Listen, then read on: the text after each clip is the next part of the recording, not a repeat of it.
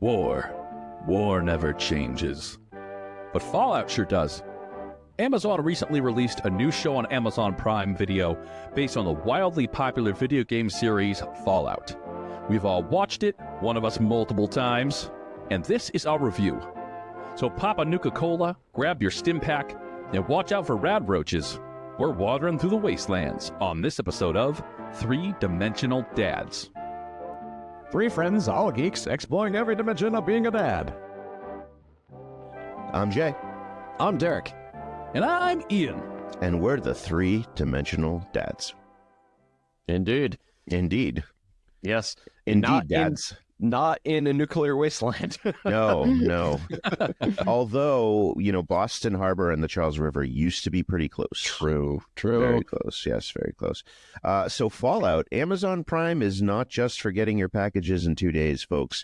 They have got some great stuff. Reacher, I don't know if anyone watched Reacher. Yeah. Reacher's good. And you know boys. What? The Boys, fabulous, Invincible. Yeah.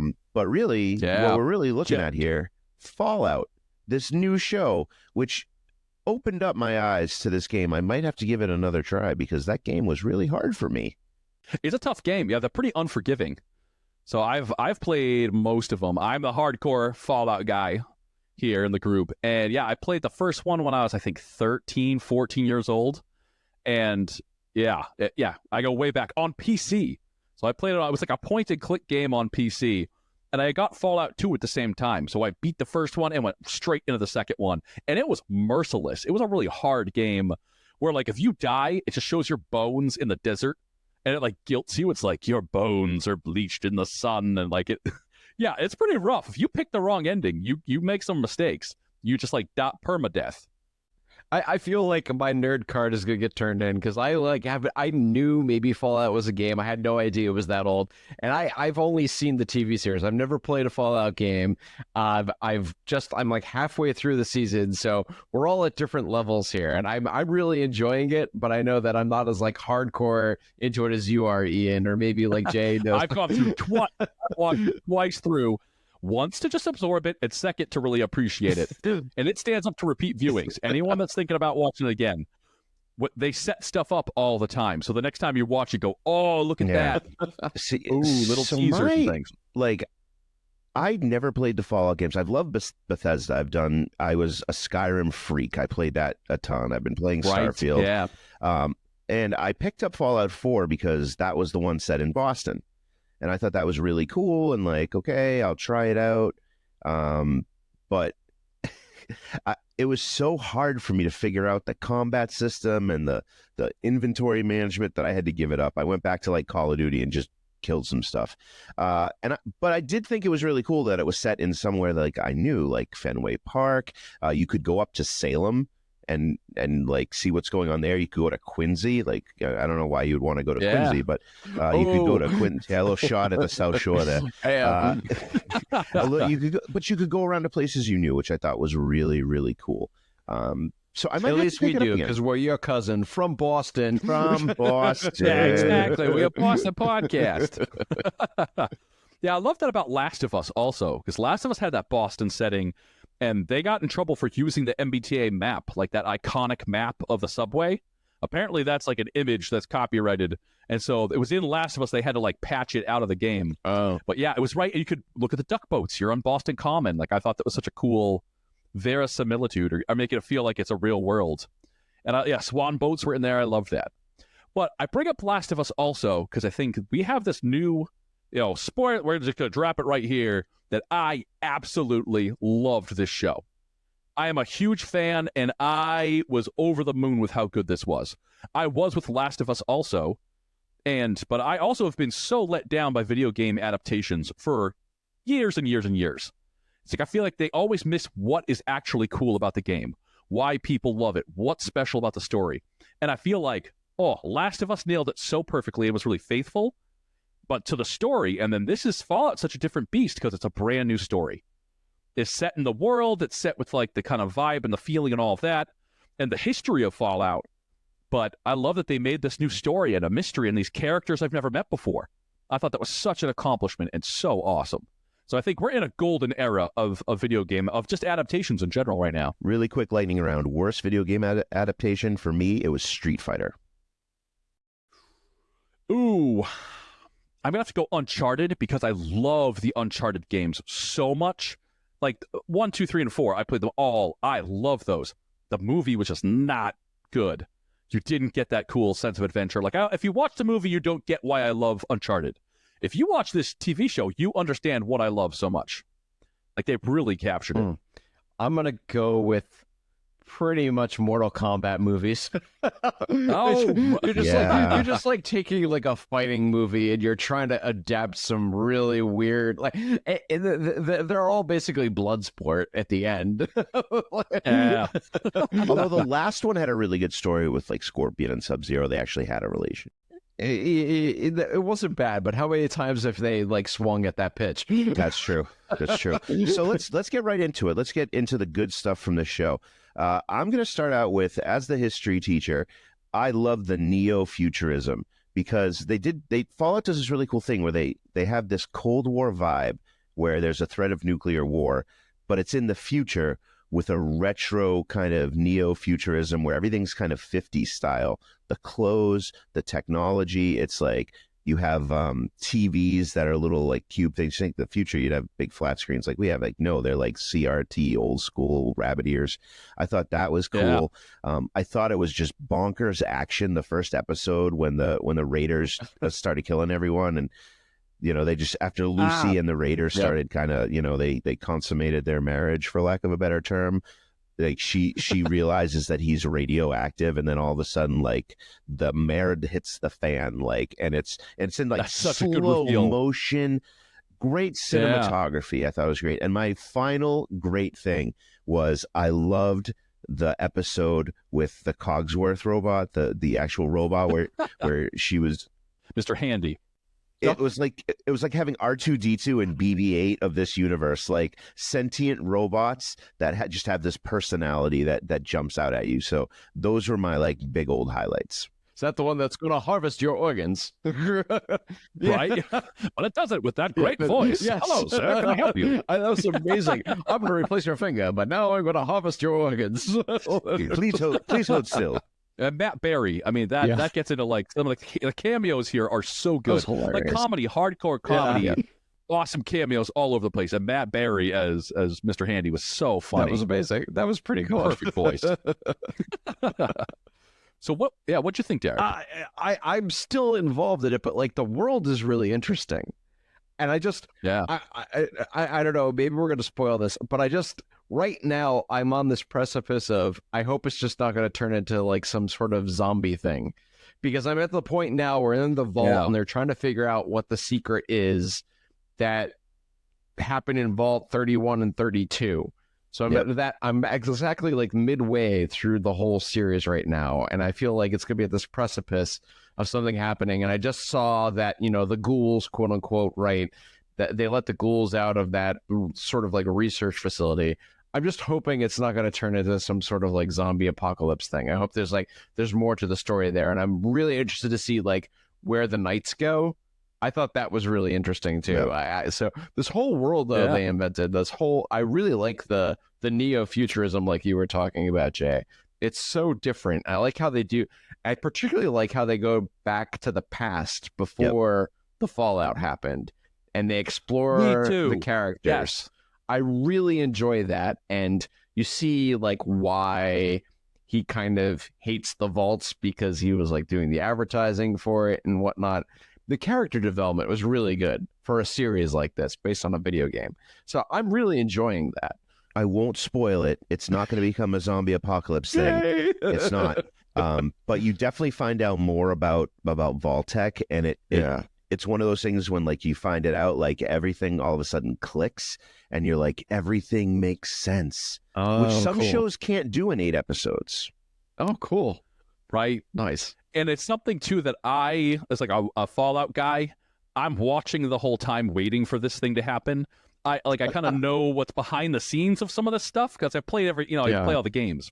And so I'm just kind of waiting for that shoe to drop. So it was still done so well. I thought it was great, for somebody like me that had read them all and I kind of guess what's going to happen, but So awesome. Still blew my Yeah, mind. cool. Oh. I thought the humor was great. The kind of dark humor that they have in there. The cousin jokes Yeah. in the pilot. I mean, they landed. I thought those were a tough subject matter, but some Fallout specific jokes there were amazing.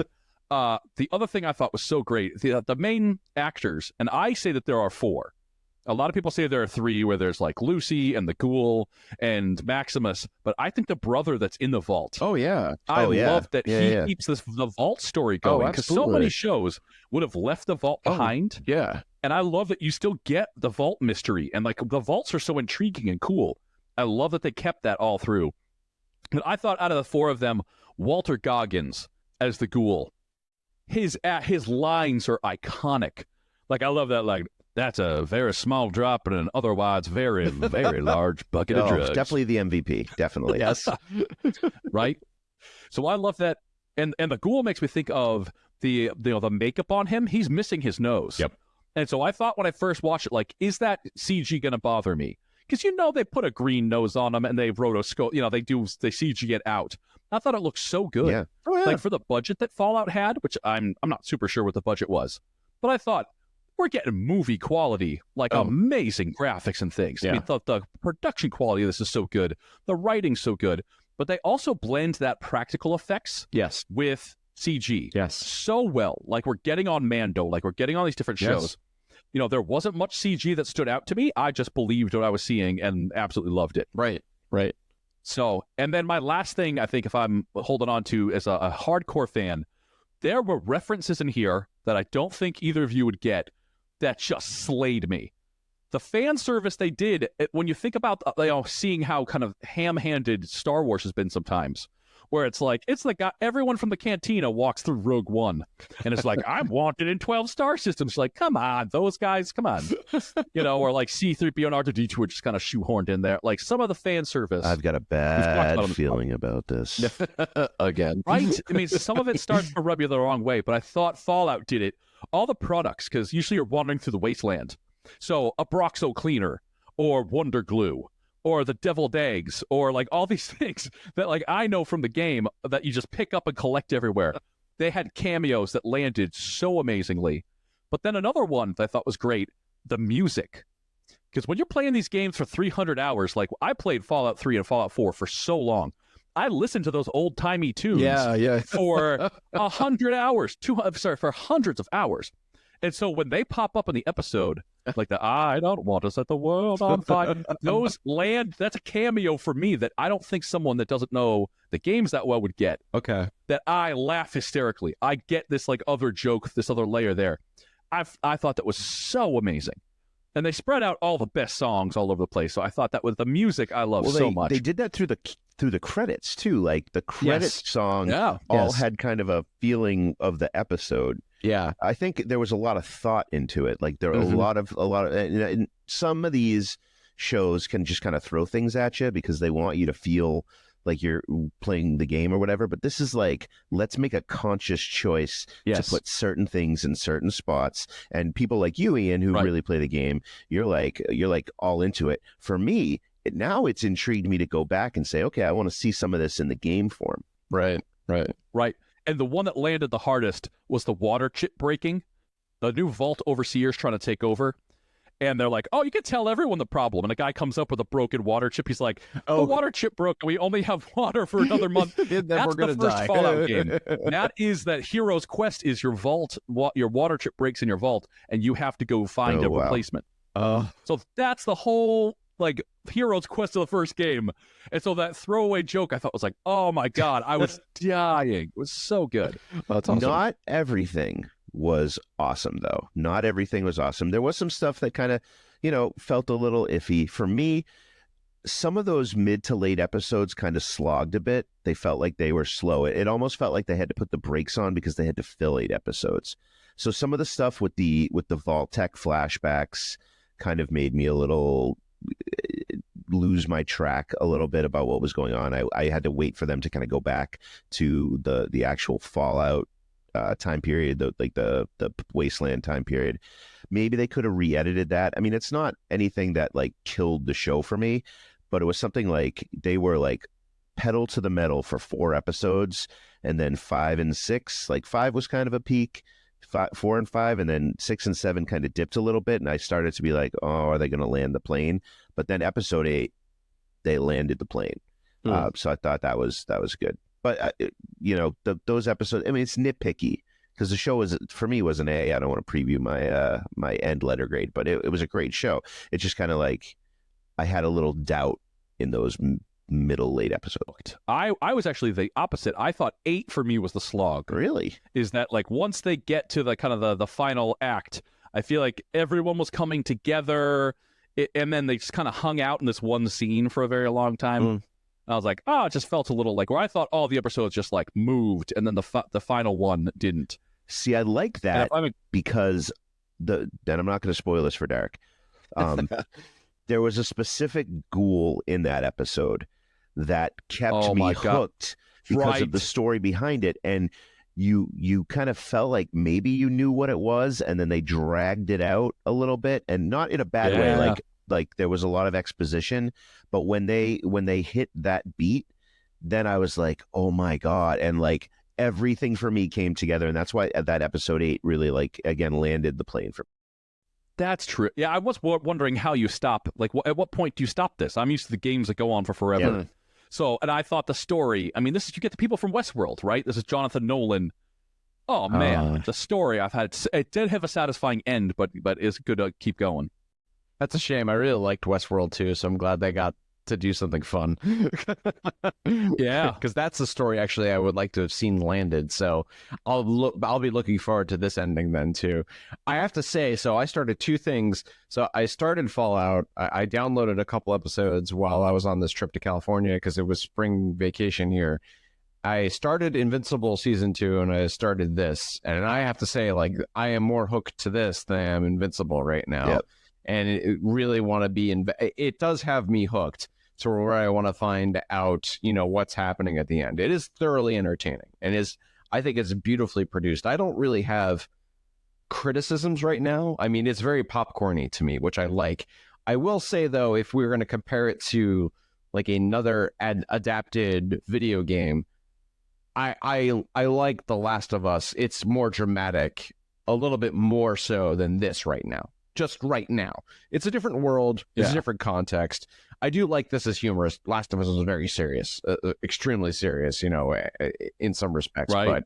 But this is very cool. Like, it's completely refreshing.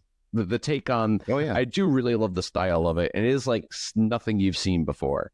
So I do like that aspect. So it's getting definitely like an A from me so far. So. Yeah, if I'm going for one other critique I had, a moment I thought was a little rough was when you have the overseer show up, but he's de-aged. And he's like, I mean, it's a little spoilery. I won't say what it's about, but they show you a flashback, and the de-aging does not work for me.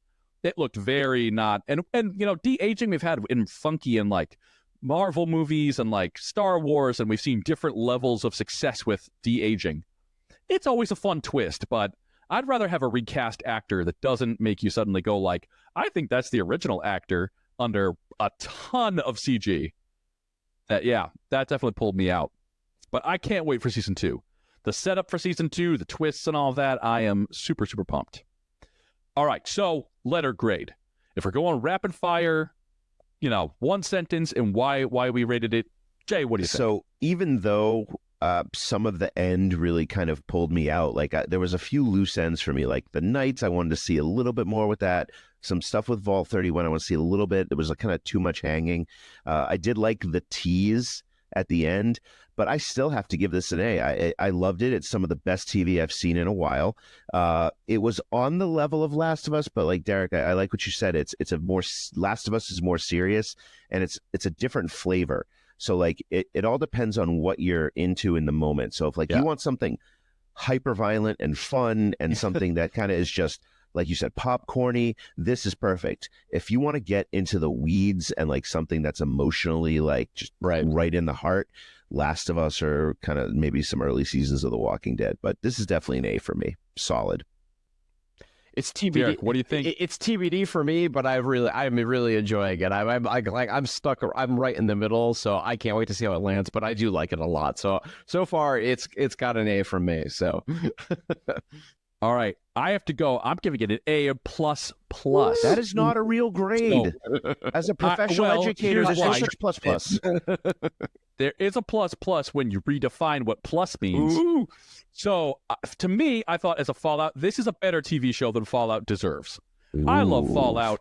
It's a little cheesy. The stories are never that good. I mean, they're good, but they're never this quality of hanging on every word and amazing characters. And like, I thought this did Fallout so much justice. That's where the A+ comes in. The A++ is because it's an adaptation. And I think I can't think of a better time that as a fan made me just lose my mind. And it was like Avengers Endgame for me for like a lot of moments in this. And I feel like Marvel has struggled with that. And Star Wars is struggling right now with the fan service. What do fans want? Why do fans love Star Wars? I don't really think they understand why anymore. They're pumping stuff out. They're pumping out TV shows, and we're not getting good stuff. Same thing with Marvel. They had all these sequels and things. So that's why I feel like when I see a franchise like this just do such justice and kind of, make like a new high mark for the whole genre, you get an A++ in my book. We're recording this right after the full trailer for Deadpool and Wolverine dropped. And I feel like Deadpool and Wolverine is going to be a movie version of this kind of experience, right? It feels like it is going to be so much fan service in that Deadpool Wolverine movie that it's going to be kind of like this. This was, I think, for you, Ian, the way you talk about it, the ultimate fan service for this show. As a Marvel guy, as a comic book guy, especially one that collected, I collected a lot of Batman, but like Marvel was my thing. Deadpool and Wolverine, to me, like I have this like feeling, and I hope I don't get disappointed, and I'm worried about it, but that trailer, especially with Madonna's Like a Prayer and just like the funness of it is great. But I don't want to do too much on Wolverine and Deadpool. We're going to review that when it comes out, but definitely like Fallout, definitely a lot of fan service. And you're right, it did a lot better than a lot of other stuff is doing right now. Thanks for hanging out with us and listening to our review of the amazing new show Fallout on Amazon Prime. We loved it, and we hope you did too. I hope they do another 10 seasons, 20 seasons, maybe 10. We don't want to go into Walking Dead territory. If you agree or disagree, let us know. If you want to find out more about the Three Dimensional Dads, follow us on YouTube, Instagram, and TikTok at 3Dimensional Dads, or email us at 3dimensionaldads@gmail.com. We want to hear from you. On the next episode of 3Dimensional Dads, we're talking about adult male friendships, bromances, if you will. It's become a hot topic lately, especially post-pandemic. All this and more on the next episode of 3Dimensional Dads. Discovering fatherhood and beyond.